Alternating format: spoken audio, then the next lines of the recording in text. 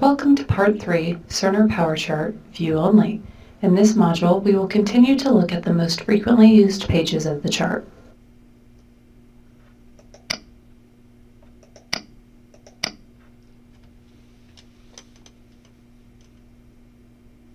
The Patient Info page contains demographics, next of kin information, and allergies. The first tab is called Patient Demographics and contains information that is pulled over into Cerner from our admissions software.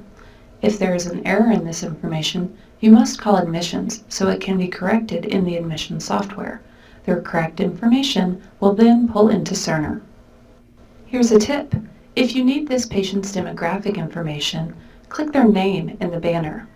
A box will open allowing you to see much of the patient's demographic information without coming to the Patient Info page of the chart. The next tab is the Relationship Audit tab. Here we can see a list of those individuals who have accessed this patient's chart.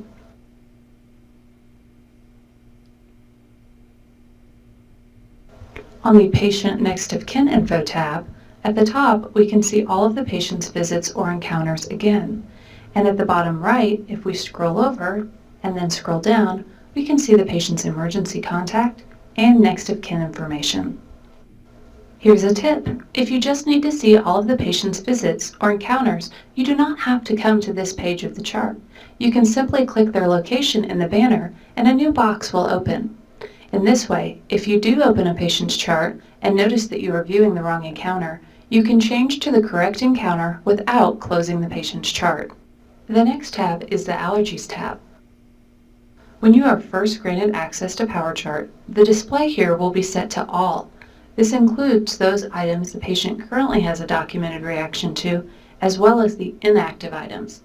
Inactive substances are those to which the patient was once documented to have an adverse reaction, but has since been documented as not having a reaction.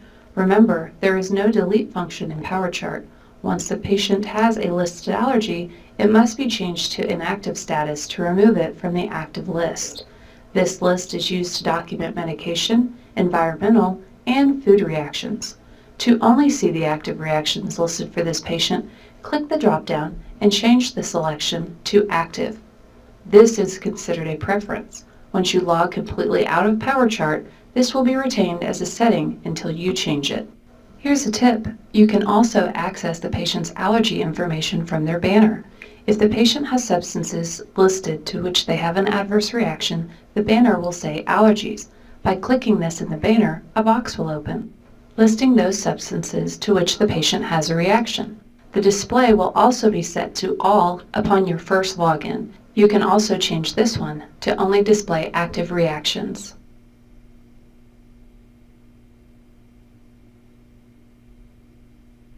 Summary pages are designed to have an overview of the patient on one page. Each one of these items on this page is called a widget. The orange vital signs widget is one example. Not all widgets default open. In this example, the allergies widget does not. However, you can see that there are 6 items within this widget. To view them, click the button with the down arrow. Those items then display.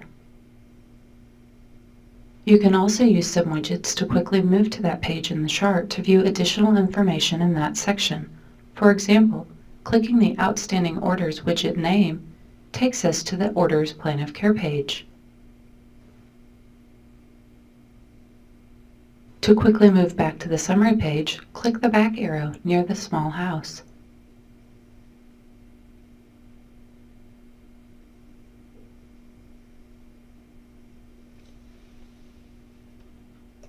Now, let's look at the task list. It is important to keep in mind, not all areas work from a task list. If you do not, you will likely not see this option under your menu or chart selections. The filter on this page is in the same location as many other pages. Below that, there are tabs. The items on this page are discussed further in Cerner Charting class.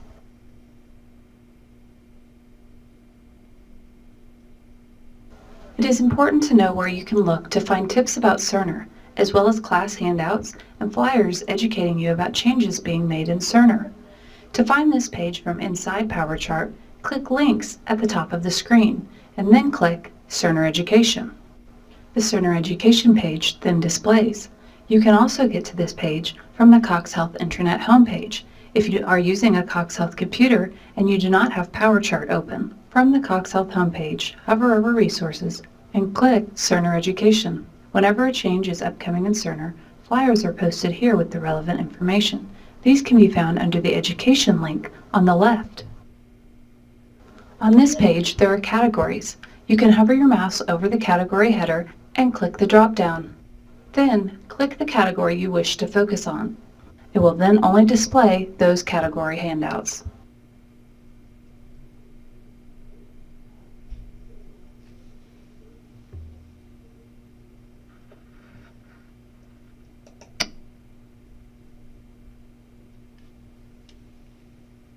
If you work in radiology, you will need to sign up for the Staffed Open Lab in order to take your RadNet credentialing exam to complete your access requirements.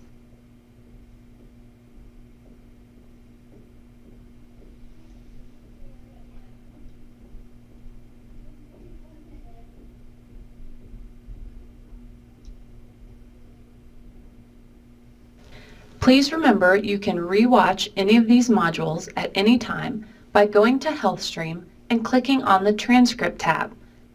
This completes the Cerner Powerchart View-Only modules. Please email us if you have any questions.